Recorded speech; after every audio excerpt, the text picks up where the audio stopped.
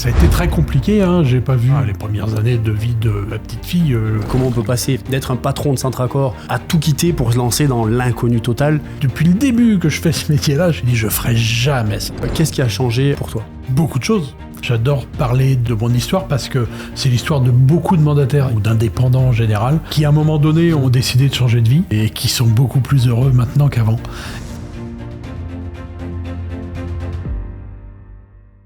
Bonjour à tous, aujourd'hui j'ai le plaisir de vous retrouver en compagnie de Pierre David. Je voulais que tu puisses te présenter rapidement. Voilà, moi c'est Pierre David. Je suis mandataire IAD sur Janzé.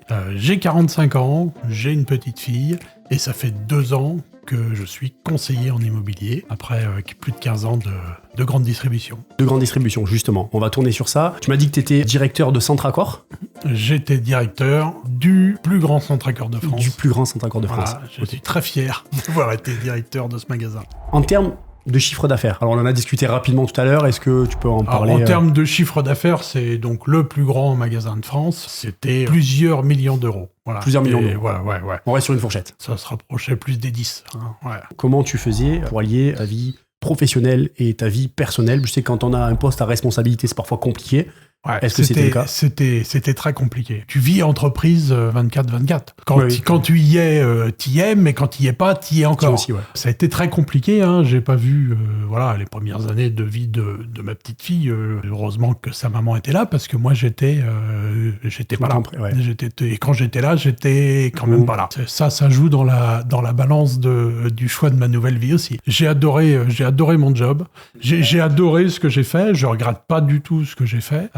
Le challenge, les responsabilités, le côté humain. Franchement, ouais, j'ai pris mon pied à faire ce boulot-là pendant longtemps. Mais qu'est-ce qui a été le déclic qui t'a fait changer de vie? Comment on peut passer, effectivement, comme on le disait, d'être un patron de Centracor, un magasin qui génère des millions d'euros, donc voilà, tu te plaisais, tu étais passionné par ce que tu faisais, à tout quitter pour se lancer dans l'inconnu total qui est l'immobilier et qui plus est qui est IAD en fait. Quel a été le déclic? En fait, j'ai fait ce métier-là pendant 12 ans. Et à un moment donné, j'ai commencé à m'ennuyer. Puis quand tu t'ennuies, t'es moins motivé. Et quand t'es moins motivé, t'as plus la niaque. Et quand t'as plus la niaque, c'est difficile de motiver des équipes. En fait, je me faisais chier. Simplement. Je me faisais chier. Ah ouais, et moi, je suis pas capable de passer une carrière à me faire chier. À se faire chier, bien sûr. D'accord, donc il fallait que... Un nouveau challenge. Il fallait que je parte. Un nouveau challenge. Voilà. Et que je fasse autre chose. Et ça va être la suite. Du coup, l'idée, c'est de savoir comment tu as fait pour gérer la transition d'un passage en tant que directeur avec une situation très stable à une situation de mandataire qui ne l'est pas du tout finalement. La transition, déjà, c'est pas faite du jour au lendemain. Je me suis mis en sécurité financière pour me laisser le temps de lancer ma nouvelle activité et de pouvoir avoir des revenus récurrents et fixes déjà pour me permettre de réussir. Moi, j'allais vers l'inconnu, vers un métier qui était pas le mien, donc je connaissais les délais des premières rémunérations, mais les délais moyens. L'immobilier, j'en faisais à titre perso, avant d'en faire mon métier. À titre perso, ça veut dire que je prenais déjà du plaisir à le faire. Oui. La transition, déjà, il y a eu la prise de décision. Après, il y a eu la période de transition, la période administrative, etc., la période de formation. Oui. Et puis après, il y a eu les débuts. Okay. Et donc, je me suis fait accompagner, oui, parce que quand j'ai arrêté mon job, j'avais pas pris la décision encore d'aller faire d'IMO. J'ai arrêté mon job parce que ça me plaisait plus. Donc, je me suis fait accompagner, j'ai fait un bilan de compétences. Très rapidement, ça m'a dirigé vers l'IMO, quoi. D'accord. En tout cas, ça a conforté mon idée. Oui, voilà, au moins ça t'a permis de te lancer en étant plus serein. Du coup, maintenant, ça fait 2 ans que t'es chez IAD. Qu'est-ce qui a changé pour toi? Beaucoup de choses. Le mot qui me vient tout de suite à l'esprit, concernant ma nouvelle vie, c'est la liberté. Ouais, liberté de temps? De temps, d'opinion, d'action, de décision. C'est vrai qu'on a cette liberté, on met tout le temps en avant cette liberté. De toute façon, c'est un mot qui revient dans la bouche de beaucoup de mandataires immobiliers, beaucoup d'indépendants en général. On vient chercher cette liberté. Mais on vient chercher cette liberté-là. Ouais, je l'ai aujourd'hui. Alors, on le verra sûrement après, mais est-ce que le côté financier aussi, t'en es satisfait après 2 ans? Ouais, tout à fait. Bon. Tout à fait, sans problème. En fait, ma vie d'avant, c'était boulot, un peu de perso. Aujourd'hui, je ne cloisonne plus ma vie pro et ma vie perso. C'est un choix. Moi, je vis, en fait. C'est-à-dire que je vais tout mélanger. Je vais faire du pro quand j'ai envie de faire du pro. Ça peut être le dimanche, ça peut être le soir, ça peut être la nuit. Oui, voilà. tu travailles quand tu veux. Je travaille quand je veux. Et mon perso, c'est pareil. Donc, en fait, il y a des gens qui cloisonnent, disent, bon, ben voilà, ça, c'est mes moments pro, ça, c'est mes moments perso, pas moi. Et cette liberté de ne pas avoir de contraintes horaires, en fait. Alors, tu travailles... Ah non, mais moi, je travaille tout le temps. Voilà. C'est ce qu'on dit. Hein. Je travaille tout le temps, mais c'est lundi tous les jours. Mais je vis tout le temps. Mais c'est dimanche tous les jours. Moi, j'avais cette expression où on me demandait, mais tu travailles? Je dis, mais c'est lundi tous les jours pour moi et c'est dimanche tous les jours. Alors, je voudrais savoir comment tu évalues l'évolution de ton marché, en fait, sur ton secteur. Toi, tu es sur Rennes. Ouais, moi, je suis sur Rennes et alentours. Hein. Oui. Le marché rennais, c'est un marché très dynamique, tendu. Hein, Ouais. Donc, des prix forcément à la hausse, encore à la hausse. Ça monte encore? Ouais, alors ça monte moins, mais voilà, ça baisse pas en tout cas. Ça baisse pas. À Rennes, hein. Si on va dans les périphéries, il y a certaines zones effectivement où il y a une certaine baisse. Mais le marché rennais est dynamique, il est tendu. On se rend compte aujourd'hui que tous les gens qui peuvent pas se permettre d'acheter à Rennes se dirigent vers la périphérie, hein, où ils vont pouvoir trouver des produits, des maisons ou des appartements, mais surtout des maisons, Ouais. à des prix plus abordables, avec des caractéristiques qui leur correspondent mieux, donc des extérieurs, des volumes, etc. Puis on a aussi des taux d'intérêt là qui baissent. Oui. Hein. Ça permet à ces gens-là quand même d'avoir On un arrive pouvoir sur d'achat. 3,50, même 3, ouais, j'ai voilà, vu, on voilà. peut arriver, Hein, donc, là aujourd'hui, ça augmente un petit peu le pouvoir d'achat, et puis on se rend compte qu'il y a des acquéreurs qui étaient sur le carreau il y a quelques mois qui reviennent plus motivés que jamais et qui sont de nouveau finançables. Au niveau national, c'est compliqué, c'est pas forcément le cas partout. Ils essayent de faire baisser un petit peu les taux d'intérêt pour relancer la dynamique, je vois les prêts à taux zéro, etc. Tout à fait. Tout qui se relance. Au niveau national, qu'est-ce que tu en Au penses? niveau national, c'est un petit peu compliqué, hein. On sort d'une crise quand même, mais là on a des taux d'intérêt qui rebaissent. On voit aussi une stabilisation générale, marché. sauf dans les zones ultra tendues, des prix, stabilisation des prix. Parce que 2023 a été compliqué. 2023 a été compliqué, bien compliqué, a été compliqué, mais là ça va mieux. Là ça va mieux. Baisse des taux d'intérêt, toute une partie des acquéreurs qui étaient sur le carreau qui reviennent sur le marché, plus motivés que jamais. Hein, donc ça c'est chouette. De toute façon, divorce, décès, déménagement. De toute façon, il y a forcément... c'est obligatoire. voilà, c'est incompressible. Il n'y a pas le choix. On a aussi des vendeurs qui commencent à comprendre et à être un peu plus réalistes vis-à-vis des prix de leurs biens, Ouais, aussi. ça- Hein, donc ça joue. Ça, c'est compliqué Hein, encore donc, pour certains. donc aujourd'hui, malgré tout, on arrive quand même à sortir de notre épingle du jeu et à continuer à bosser. Et même à plutôt bien bosser. Quel conseil tu pourrais donner à une personne qui voudrait acheter un bien? Là, il y a Ouais. une des personnes qui regarde la vidéo, qui est dans l'optique d'acheter une maison. Qu'est-ce que tu pourrais lui donner comme conseil? De bien poser ses besoins et ses priorités. Il y a des must-have, hein, il y a des choses qui sont absolument indispensables, et d'autres qui tiennent plus du confort ou de l'agréable. Bien réfléchir à son budget d'achat, mais pas oublier les à côté. Une chose, c'est l'achat, mais après, des travaux éventuels, ou en tout cas... Les notaires, les frais de dossier, les travaux. notaires, ouais. les cuisines, bon voilà. Bien contrôler tous les aspects techniques d'une maison. Plomberie, électricité, Pour quelqu'un qui n'est pas un chauffage, expert, justement. voilà. Tu vois, moi, si demain, monsieur et madame tout le monde va visiter l'appartement, Bah, pas pour un expert. quelqu'un qui n'est pas un expert, pas hésiter à se déplacer ou à refaire une contre-visite avec un expert, avec justement. un professionnel, Hein, ouais. Aussi, de pouvoir se reposer sur l'agent immobilier. Hein, parce que voilà, nous on a un devoir d'information, puis c'est notre job, hein, donc on sait pas tout, mais on est capable d'expliquer quand même très souvent. Donc les aspects techniques à prendre en compte, bien réfléchir à l'environnement dans lequel on achète, le quartier, et l'évolution de cet environnement, c'est-à-dire le quartier, comment il va évoluer dans les années à venir, Ouais. Dans la mesure du la possible, ville, oui, se renseigner. voilà, Voilà, est-ce la que- mairie. voilà, exactement. Est-ce que la maison que j'achète aujourd'hui, 200 000, elle vaudra toujours 200 000 dans 15 ans? C'est des choses à appréhender aussi. Pas hésiter à comparer, multiplier les visites et la performance énergétique aussi. Hein, donc voilà, à prendre en compte. Maintenant, On en oui. revient, on Ouais, en parle tout le temps, mais parce que voilà, c'est un vrai sujet. Et bien réfléchir aussi, je dirais en dernier point, à l'évolution de la maison. Est-ce que mes besoins d'aujourd'hui seront les mêmes besoins dans 15 ans? Si j'ai 20 ans, je prévois Si d'avoir 20 un ans, enfant, est-ce qu'il y a voilà. une chambre supplémentaire? S'il y a une chambre Si je suis un peu plus supplémentaire, âgé, s'il est est-ce plus que le âgé, rez-de-chaussée- s'il y a une chambre en bas, voilà, tout ça, voilà, les besoins et les priorités d'aujourd'hui seront-elles les mêmes dans 15 ans ou dans 20 ans?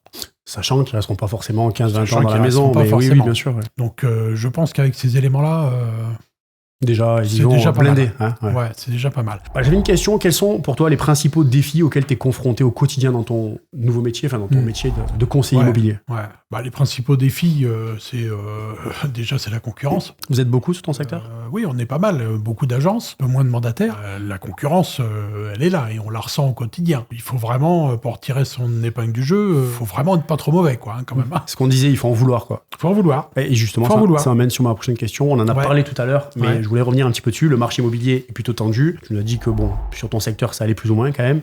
L'idée, c'est comment tu tires ton épingle du jeu. Ce que je disais tout à l'heure, je fais tout pour être irréprochable, réactif et ultra disponible. Créer une relation de confiance avec mes clients.